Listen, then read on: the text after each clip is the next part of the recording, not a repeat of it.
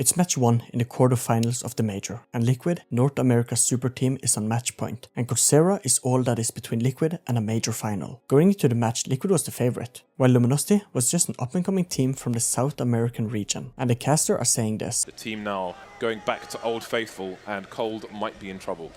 And they say this since this victory was written in the stars for Liquid. Finally a chance for a major trophy to the North American regions. But something was off, to everyone's surprise, and this happened. They needed a huge play!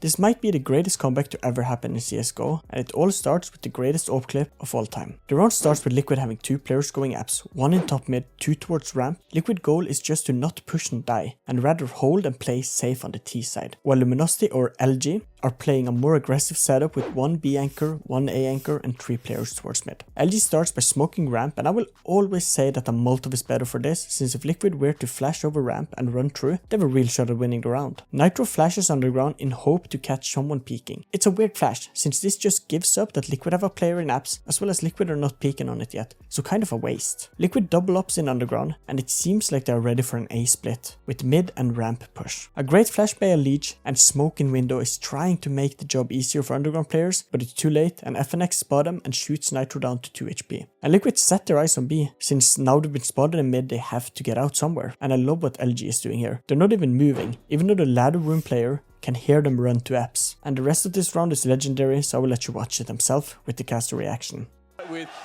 Here he comes once again. The first base is a Dren. He's going to hit the ground there as Cold. Oh, what? A jumping double from Cold! What is going on right now? How does he do this? Cold has saved Luminosity with the AWP play.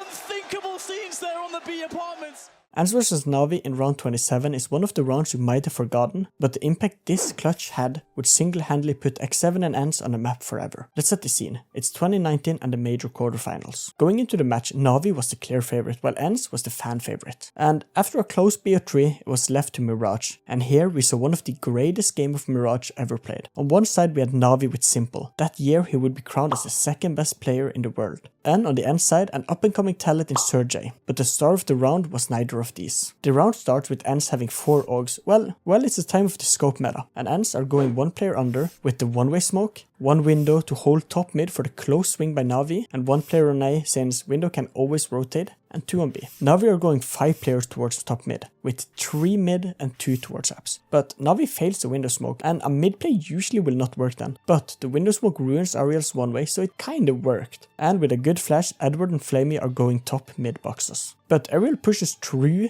the failed Navi smoke with a flash and finds the opening kill. But since Sergey is holding bottom mid, Ariel have to fight alone. You can see him stressing, looking left and right, and Navi trades back. Navi takes full mid control with all 4 players, and the first step in winning the round is on mid control. Navi boosts Electronic up, and here he stays on the ledge, or a roof, I can't remember with the update, to hold for a player walking in the ladder room vents, since you don't want to swing window because there could be a op there. Him and Alexi B is just staring at each other through the wall. He will be the first to make a mistake, and Electronic does, by pushing into window after Navi molotovs it to keep the AWP away. Alexi B wins the fight. Navi uses a lot of molotovs to keep ANS away without using smokes, and this means that they have to be fast to push out towards A. ANS on the other hand are all just waiting and playing very disciplined. Zeus for some reason jumps here, and this alerts ANS, as well as the bomb sound. And the rest of the round is history. I will let you watch.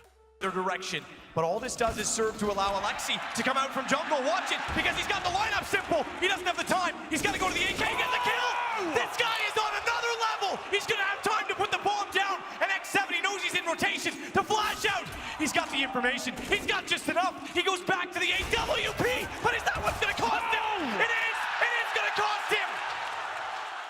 C9 and FaZe will forever go down as the greatest Inferno match ever. After FaZe had the lead, Cloud9 was on the back foot and could not make a single mistake, since if they did, FaZe would win and lift a major trophy, and NA would lose their second chance ever to get the region first ever major trophy. After a tough fought battle, Cloud9 had made it to round 30, and here we have a player that will be immortalized in CSGO forever. And it starts with FaZe having the worst buy possible for round 30. Just look at this, and C9 have gotten 2 op setup. FaZe are playing 3 in ramp and 2 in second mid, while C9 are playing 2 on short, 1 on long, and 2 on B, with Stewie holding the aggressive banana swing. Cloud9's banana players nades banana to stop any aggression, and FaZe Molotov's car to stop C9 from taking top banana beyond car control. And FaZe gameplay is just wait. They've gotten bottom banana control and apps. They just need C9 to overpeak and make a mistake. But C9 never does, and a minute into the round, FaZe have gotten 4 players towards mid and then Olaf lurking banana. The goal is to fake A and allow Olaf to get a kill on B and then end the round on B. And FaZe tries this, and this forces Automatic to rotate, with FaZe using a lot of utility, Molotov, smokes, everything. But Stewie finds the one kill FaZe could not give up, and that's Olaf. And this kicks FaZe into stress level. And the rest of the round, as soon as FaZe enters banana, is legendary.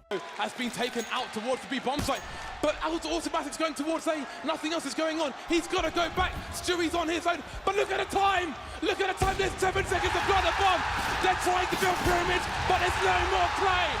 Stewie's won the round, we're going to overtime! I have broken the whole game down. Link in the description if you want to see how Cloud9 actually came back versus FaZe to win the major trophy.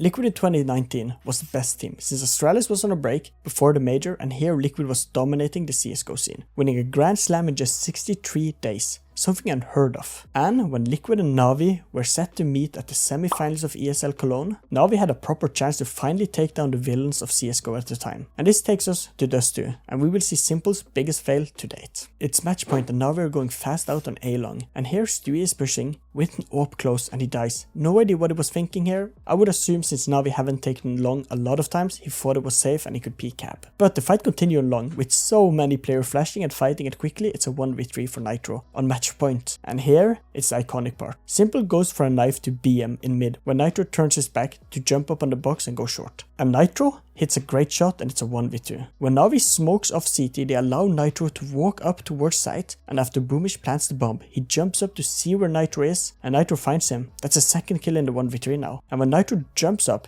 he can see the T behind the car barely. And with a great wallbang, he wins the round. Liquid ended up coming back and winning the match. Fun fact, Liquid, when they won this event after beating Navi in the semifinals, actually won the Grand Slam in the same event, so Navi could have stopped it. To be confirmed. Oh no, As Nitro, oh, nearly got knifed. Simple, of course, trying to push it through. And it's in style? With a bit of sass. If it goes overtime now, Matt, I don't know what will Too happen. far ahead of ourselves. He is still on I'm just 17. saying. I get your point. I'm with you. I wouldn't quite call it the config knife. Oh my. Overtime, highly likely.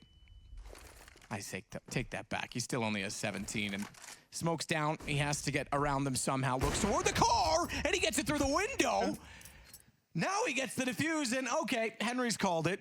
This is a weird one, but this round itself is the reason Kerrigan was kicked from FaZe, and FaZe went on the downward spiral they did after 2018. FaZe had lost the major to Cloud9 and needed to bounce back, and perfect timing with IEM Katowice being the next big event. And throughout the event, FaZe was looking solid, but so had Fnatic. Fnatic was a team that had found the spark again and was ready to take over CSGO again. And they proved this by in the group final taking down the #1 team in the world, FaZe, 2-0. But FaZe bounced back, and in the final, FaZe and Fnatic met again. May I remind you again that Fnatic at this time was ranked top 9 in the world. And after a close BO5, it was all left to train, and round 30 for Flusha to once again enter Senior VEC mode. Both teams are full bot, but Fnatic are low in utility, and if you don't know or have not played much Train was a very utility-based map, since there are so many corners that need to be smoked or flashed. Fnatic starts the round slow and just waiting for a mistake, and it came in Nico trying to hit someone in Popdog, and here Flusha through the wall kills Nico, and Flusha had just begun. Fnatic goes back to being slow again, but gets ready for a B play, and here Rain and Kerrigan finds a kill each, before Flusha trades back Rain, and Fnatic with this smoke is able to go to site. And it quickly falls flat after JW misses the kill on Guardian, but Flusha in the 2v3 finds Kerrigan before Golden dies, and this 1v2 would go down in history forever.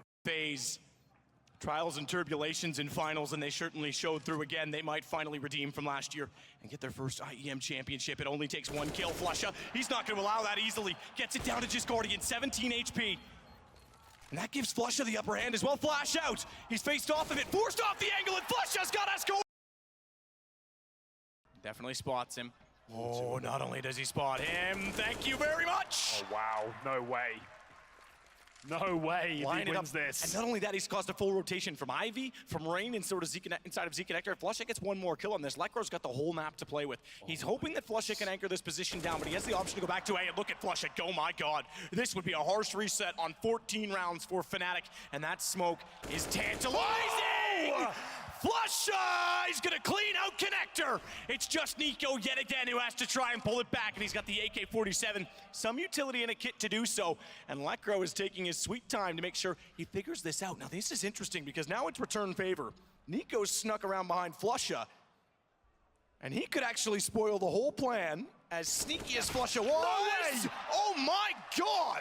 Thank you all for watching. This was some of the most iconic rounds in CSGO explained and how they happened. If you want to see more, if I missed any, tell me in the comments. Have a nice night.